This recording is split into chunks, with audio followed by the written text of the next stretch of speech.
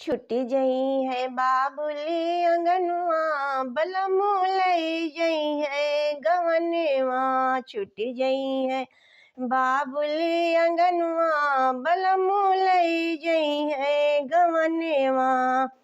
दुअरे पे पापा रोए अंगने में मम्मी, दुअरे पे पापा रोए अंगने में मम्मी, दुअरे पे पापा रोए अंगने में मम्मी। रोए रोए करे कन्यादनवा बलमु लई जई है गवनवा। रोए रोए करे कन्यादनवा बलमु लई जई है गवनवा। छुटी जई है बाबुल अंगनवा बलमु लई जई है गवनवा।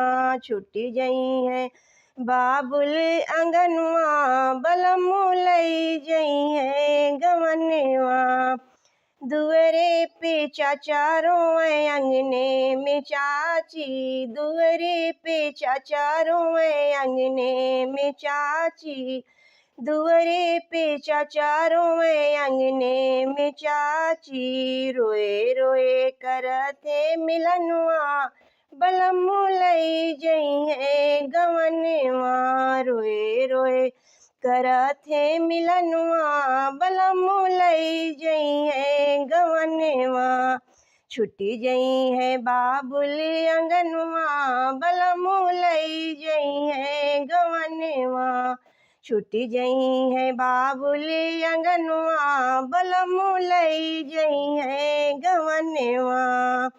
दुअरे पे भैया रोए अंगने में भाभी, दुअरे पे भैया रोए अंगने में भाभी, दुअरे पे भैया रोए अंगने में भाभी। छुटी जई है भैया के दुलरवा, छुटी जई है भैया के दुलरवा बलमु लई जई है गवनवा। छुटी जई है भैया के दुलरवा बलमु लई जई है गवनवा। छुटी जई है बाबुल के अंगनवा बलमु लई जई है गवनवा। छुटी जई है बाबुल के अंगनवा बलमु लई जई है गवनवा।